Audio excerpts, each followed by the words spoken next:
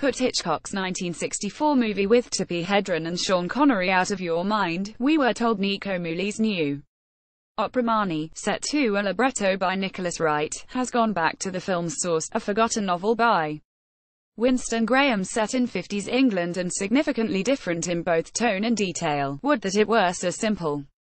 Anyone who remembers how brilliantly Hitchcock molded and colored Graham's tale of a compulsively lying kleptomaniac suffering from a childhood trauma into a subtly woven narrative will be bitterly disappointed at what replaces it, something without a dramatic focus that loses rather than gathers steam and never rises above the anodyne and obvious. Part of the problem is that the scale is overblown. The intensity of what is essentially a Freudian case study of female neurosis is dissipated on the vast London Coliseum stage in a slickly stylized production by Michael Mayer that doesn't evoke any precise social context and paints its effects with a broad brush.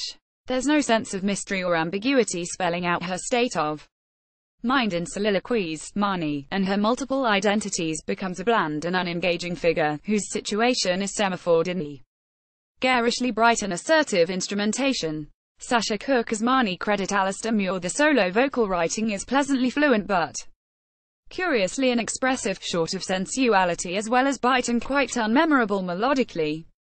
Even more crippling is the lack of any arresting confrontations between the major characters. Imagine the duet that Puccini might have written for the scene where Marnie's nemesis Mark Rutland blackmails and attempts to rape her in the title role. The American mezzo-soprano Sasha Cook sings with admirable warmth and ease, but fails to communicate the character's deviousness or anxiety. As Mark Rutland, Daniel Okulich is hopelessly wet among a competent supporting cast including Leslie Garrett, returning to Eno after a long absence. The countertenor James Lang stands out as Mark Rutland's scheming brother Terry.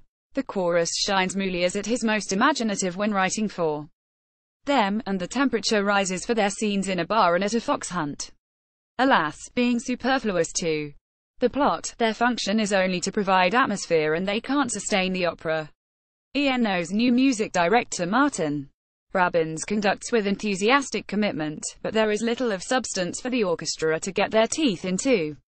At half the length, in a much smaller house, it might have had more impact, until the 3rd of December, in repertory with Aida. Tickets 020-7836-0111 www.eno.org